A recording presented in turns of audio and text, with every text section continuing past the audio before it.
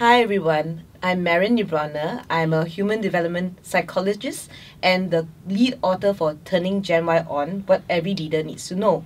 This book hopes to help the society understand Gen Y better and help leaders be able to craft policies and systems in their organizations to see to the changing demographics and needs of the workplace. And today my guest on this series is Ben Loh, who's very much someone that I respect and admire and a high-achieving Gen Y. And he will speak on behalf of Gen Y, and we have a little dialogue going on about what turns Gen Y on. All right, thanks, Marion. My name is Ben. I'm a Generation Y myself, 28 years old this year.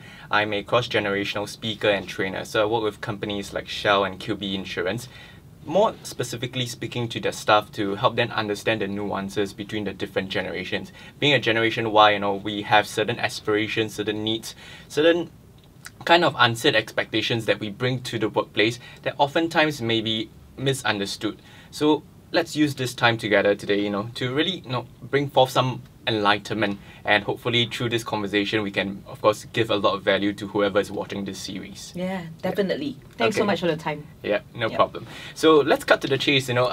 As a Generation Y, I'm always being seen as someone who may be asking too much.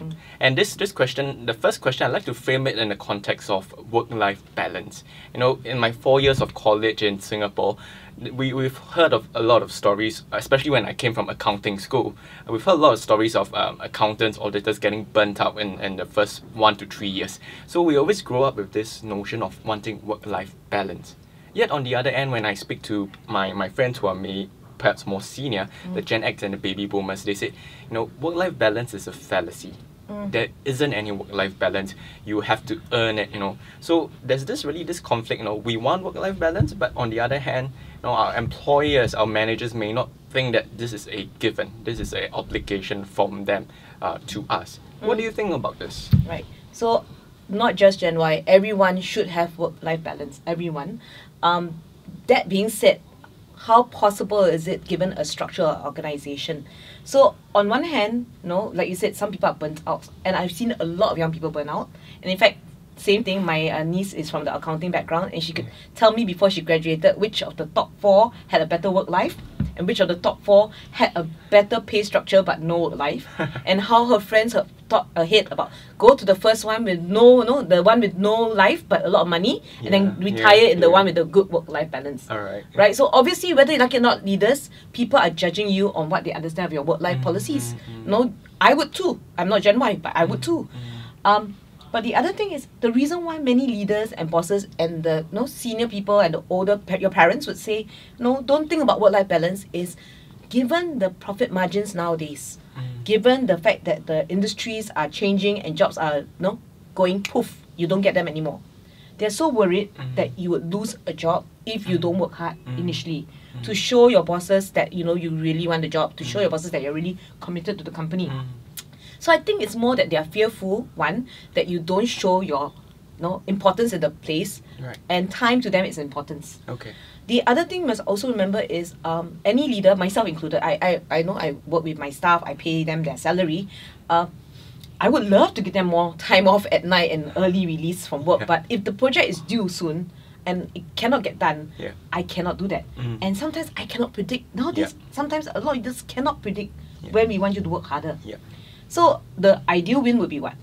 You can work hard sometimes, play hard sometimes. But a regular 9 to 5 job, I think that may be a myth. Right.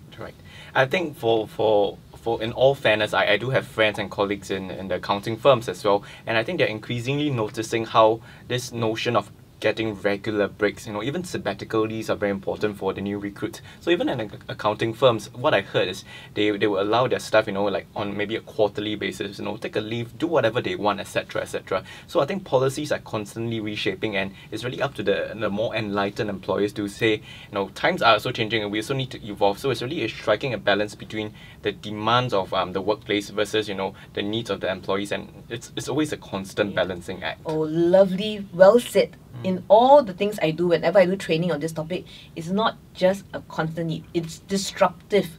HR needs to change, full stop. And leaders who are not aware of that, you would see it that you do not have incoming, you're not sexy in the industry anymore because people realize that you are going to stay static. Yep. And I call it an aging workplace or aging company. All right.